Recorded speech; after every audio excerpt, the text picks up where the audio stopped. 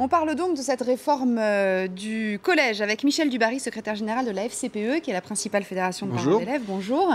Il y a une manifestation aujourd'hui contre cette réforme dans laquelle il n'y a pas beaucoup de monde pour l'instant. En tout cas, le ministère de l'Intérieur dit qu'il y a à peu près 12% de grévistes dans les collèges publics.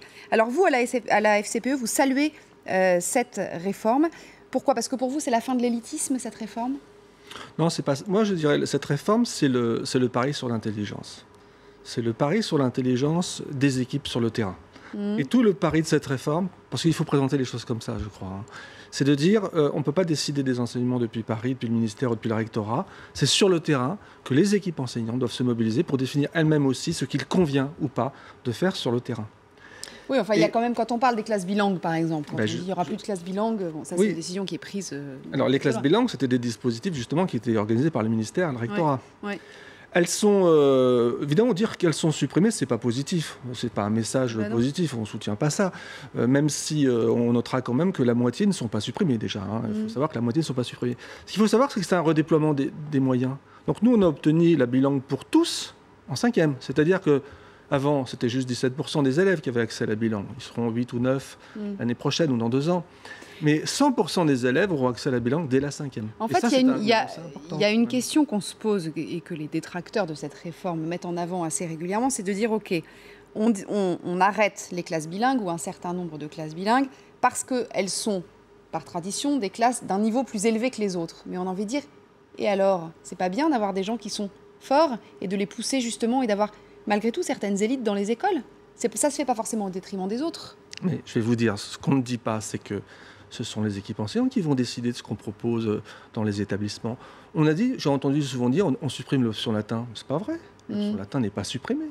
Les enseignements complémentaires en classe euro ne sont pas supprimés. Enfin, par exemple, l'option latin, il y aura quand même beaucoup moins d'heures de latin, pour le coup. Mais voilà, c'est-à-dire que ce qui va se passer...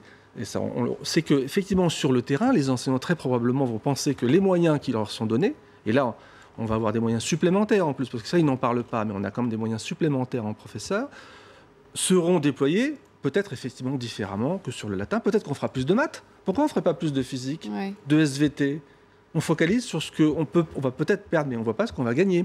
Plus d'accompagnement personnalisé, des dédoublements de classe, par exemple. Elle est là, la réforme. Et moi, si vous me permettez, quand je vois les gens qui manifestent contre la réforme, moi je préférais qu'ils manifestent. Et là, on pourrait les soutenir et être avec eux pour plus de moyens pour réussir cette réforme. Voilà. Alors, le véritable enjeu, il est là. Est-ce que vous pensez que l'école telle qu'elle est, le collège tel qu'il existe actuellement, accroît les inégalités? Oui. Donc vous êtes d'accord pour dire qu'il faut le réformer? Oui. Donc pourquoi est-ce qu'il est si compliqué? Il est chaud en plus. Pourquoi est-ce qu'il est si compliqué de réformer l'éducation dans son ensemble? Chaque ministre de l'Éducation a tenté de faire sa réforme, il faut parler clairement. Mais là, l'exemple du collège est typique, c'est qu'effectivement, dès qu'on remet en cause quelque chose, on va remettre en cause, je dirais, des situations de certains. Je pense par exemple aux professeurs d'allemand qui sont effectivement impactés par cette réforme. Ça, je ne leur jette pas la pierre. C'est un vrai sujet qu'il faut savoir aborder sereinement. Maintenant, évidemment, ils vont forcément être contre. L'histoire des syndicats enseignants, je pense au SNES, notamment, mais aussi le SNALC et le FO et la CGT, qui s'opposent parce qu'on va favoriser de l'interdisciplinarité. Mais ils vous disent qu'on vous les prenait en aparté, mais vous êtes contre l'interdisciplinarité? Non, mais quand c'est fait uniquement dans le professeur dans sa classe.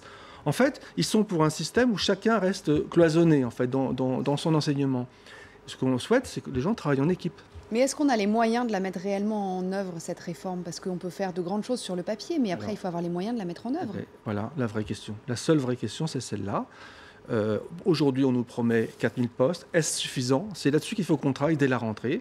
C'est à voir s'il en faut 8000, il en faut 8000. Parce que cette réforme, il faut la réussir. Donc vous soutenez la réforme, mais sans demander pour le moment, vous attendez de voir comment ça va être mis en place? Dans les principes, elle est bonne. On la soutient parce que dans les principes, elle est bonne. Mais c'est vrai que si derrière ça, vous ne recrutez pas de professeurs, vous ne formez pas les professeurs, ça ne marchera pas. Donc, pour l'instant, on a des engagements du ministère. On veut les voir sur le terrain maintenant. La FCPE a écrit une lettre à Najat Vallaud-Belkacem il y a quelques jours pour lui manifester son soutien. Et dans cette lettre, à la fin, on voit que vous ouvrez le débat en disant on veut aller plus loin. On veut aller plus loin avec quoi? On veut aller plus loin, notamment avec plus de professeurs, bien sûr.